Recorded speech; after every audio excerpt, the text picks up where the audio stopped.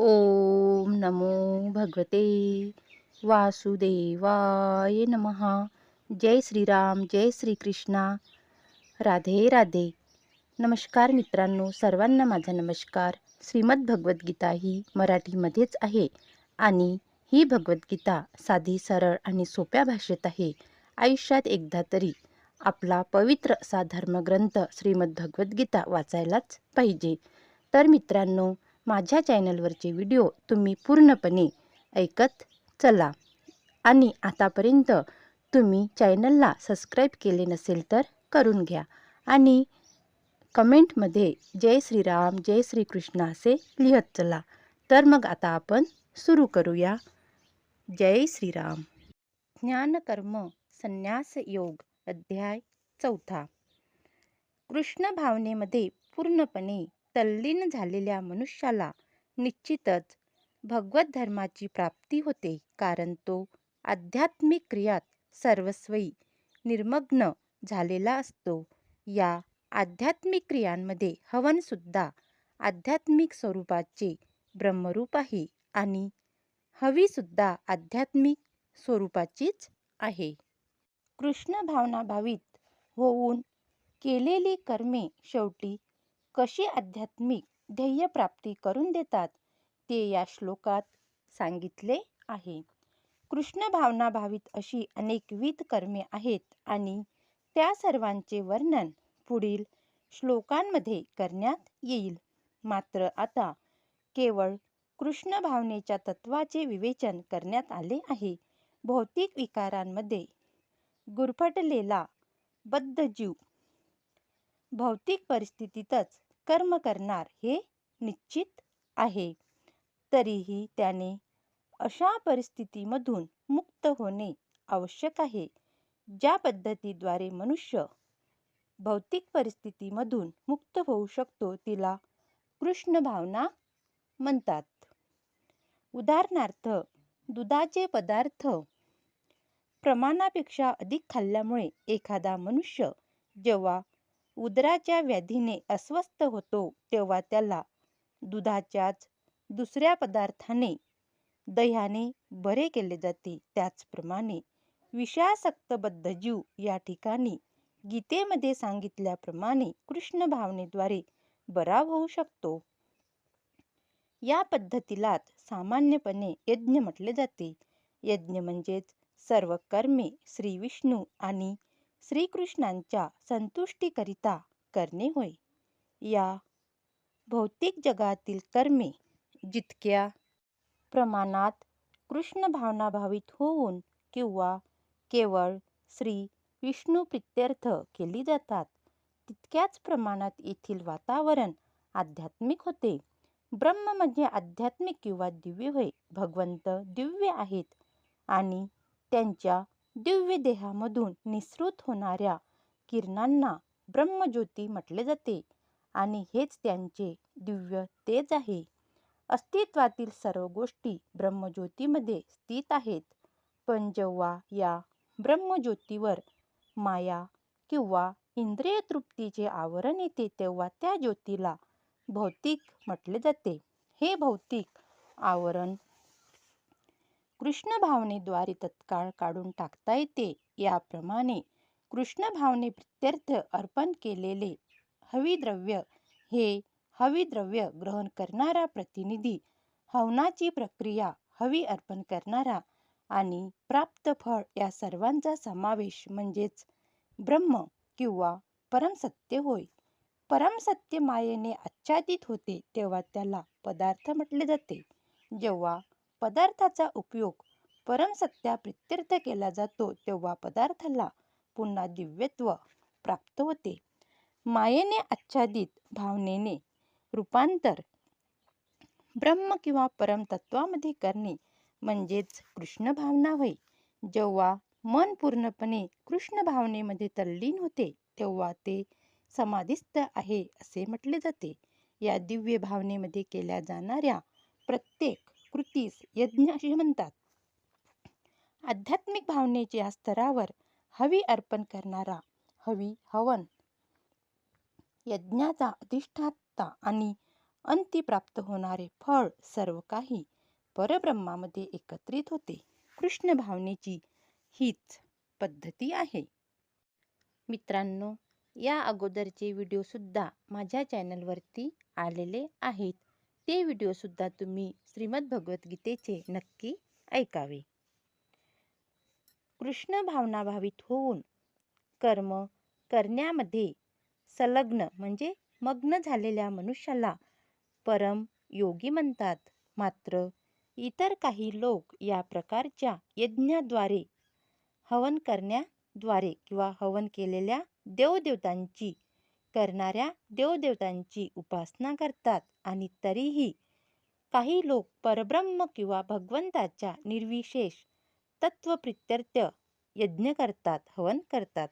म्हणून विविध श्रेणींना अनुसरून विविध प्रकारचे हवन आहेत. निरनिराळ्या प्रकारच्या यज्ञिकांनी केलेल्या निरनिराळ्या श्रेणीतील यज्ञ हे केवळ यज्ञाचे बाह्यकारी वर्गीकरण दर्शवितात. वस्तुतः यज्ञ म्हणजे भगवान श्री विष्णूंना संतुष्ट करणे होय. श्री विष्णू यज्ञ या नावानेही जाणले जातात. सर्व निरनिराळ्या प्रकारच्या यज्ञाचे साधारणपणे 2 प्राथमिक विभाग करता येतात. भौतिक वस्तूंचा यज्ञ आणि दिव्य ज्ञानप्राप्तीसाठी केलेला यज्ञ म्हणजे हवन. कृष्ण भावनाभावित मनुष्य भगवंताच्या संतुष्टीसाठी आपल्याकडील सर्व भौतिक वस्तूंचा यज्ञ करतात. तर तात्पुरत्या भौतिक सुखाची इच्छा असलेले लोक इंद्र, सूर्य इत्यादी देवदेवतांना संतुष्ट करण्यासाठी आपल्याकडील भौतिक वस्तूंचा यज्ञ करतात. निर्विशेषवादी हे निराकार ब्रह्मज्योतीमध्ये विलीन होऊन आपल्या व्यक्तित्वाचा यज्ञ करतात, हवन करतात. देवदेवता म्हणजे भगवंतांनी विशालता, उष्णता, वर्षा, प्रकाश इत्यादी गोष्टींचा पुरवठा करण्यासाठी आलेले शक्तिशाली जीव आहेत. जे भौतिक लाभ प्राप्त करू इच्छितात. ते वैदिक कर्मकांडानुसार विविध प्रकारच्या यज्ञाद्वारे देवदेवतांची उपासना करतात. अशा लोकांना वैश्वरवादी किंवा अनेक देवतांवर विश्वास ठेवणारे असे म्हणतात. तथापि परमसत्याच्या निर्विशेष ब्रह्म स्वरूपाची उपासना करणारे आणि देवदेवतांची रूपे तात्पुरती समजणारे साधक स्वतःचे व्यक्तित्व ब्रह्म अग्नीमध्ये अर्पण करून वैयक्तिक अस्तित्वाचा अंत करीत परब्रह्मामध्ये विलीन होतात. असे निर्विशेषवादी साधक परमसत्याच्या दिव्य स्वरूपाचे ज्ञान प्राप्त करण्यामध्ये काळ व्यतीत करतात. दुसऱ्या शब्दात सांगायचे तर सकाम म्हणजे सत्कर्म भौतिक उपभोग प्राप्त करण्यासाठी आपल्याकडील भौतिक वस्तूंचा यज्ञ करतात, हवन करतात. तर निर्विशेषवादी अनुयायी परब्रह्मामध्ये विलीन होण्यासाठी आपल्या भौतिक उपाधींचा हवन करतात. निर्विशेषवाद्यांसाठी यज्ञाग्नी हा परब्रह्म आहे आणि आहुती म्हणजे आत्मस्वरूप आहे, जे ब्रह्माग्नीमध्ये अर्पिले जाते. अर्जुनासारखे कृष्ण भावनेमध्ये विलीन झालेले भक्त मात्र श्रीकृष्णांच्या संतुष्टीप्रित्यर्थ सर्वस्व यज्ञार्पित करतात आणि याप्रमाणे भक्तांकडील भौतिक वस्तू तसेच त्यांचे स्वतःचे अस्तित्व म्हणजेच सर्वस्व श्रीकृष्ण प्रित्यर्थ यज्ञार्पित होते. म्हणूनच भक्त सर्वोत्तम योगी असतो. परंतु असे केल्याने तो आपले स्वतःचे व्यक्तित्व अस्तित्व मुळीच गमावत नाही. सर्वानिंद्रिय कर्माणि प्राणकर्मणि चापरे आत्मसंयम योगज्ञी जुहुती ज्ञानदीपिते. मन आणि इंद्रियांच्या संयमाद्वारे आत्मसाक्षात्कार प्राप्तीसाठी इच्छुक असणारे अन्य योगीजन इंद्रिय आणि प्राणाच्या सर्व क्रिया आहुती रूपाने नियंत्रित मनस्वी अग्नीमध्ये अर्पण करतात. या ठिकाणी असे सांगितले की पतंजली प्रणीत योग पद्धतीचा उल्लेख करण्यात आलाय. पतंजलीच्या योगसूत्रामध्ये आत्म्याला प्रत्यगुण आत्मा आणि पराग आत्मा म्हणून संबोधण्यात आले आहे. जोपर्यंत आत्मा इंद्रिय उपभोगामध्ये आसक्त असतो तोपर्यंत त्याला परागात्मा म्हणतात. काय म्हटले जाते? जोपर्यंत आपला जो आत्मा आहे, आपले जे शरीर आहे, इंद्रिय उपभोगांमध्ये परावृत्त होत असतात त्या आत्म्याला परागात्मा असे म्हणण्यात आले. जेव्हा तो अशा इंद्रिय उपभोगापासून अनासक्त होतो तेव्हा त्याला प्रत्यगात्मा असे म्हटले जाते. शरीरामध्ये आत्मा 10 प्रकारच्या वायूंमध्ये वावरत असतो आणि याचा प्रत्यय श्वसन प्रक्रियेद्वारा येतो.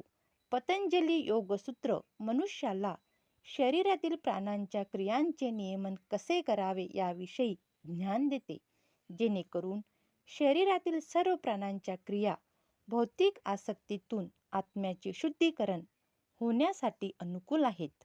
या योग पद्धतीनुसार प्रत्यगात्मा हेच अंतिम ध्येय आहे. या प्रत्यगात्मा भौतिक क्रियांमधून निवृत्त झालेला असतो. इंद्रिय आणि इंद्रिय विषयक यांचा परस्पर संबंध येतो. उदाहरणार्थ, कान श्रवण करण्यासाठी, नेत्र म्हणजे डोळे पाहण्यासाठी, नासिका वास घेण्यासाठी, नाक हे वास घेण्यासाठी, जिव्हा म्हणजे जीभ चव घेण्यासाठी, हात स्पर्श करण्यासाठी आणि याप्रमाणे ही सर्व इंद्रिये आत्म्याच्या बाहेर क्रियाशील असतात. या क्रियांना प्राणवायूंच्या क्रिया म्हणतात.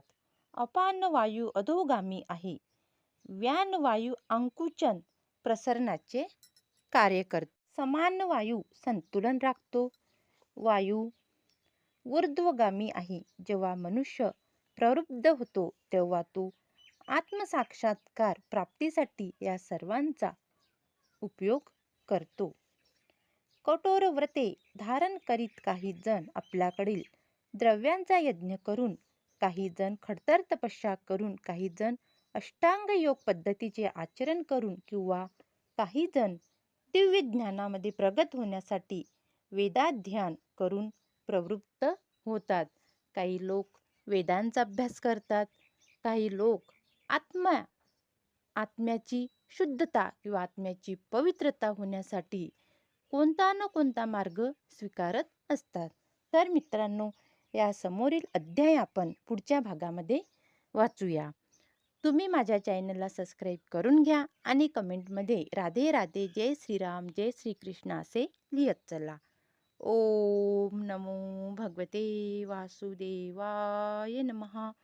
जय श्रीराम, जय श्रीकृष्ण. राधे राधे.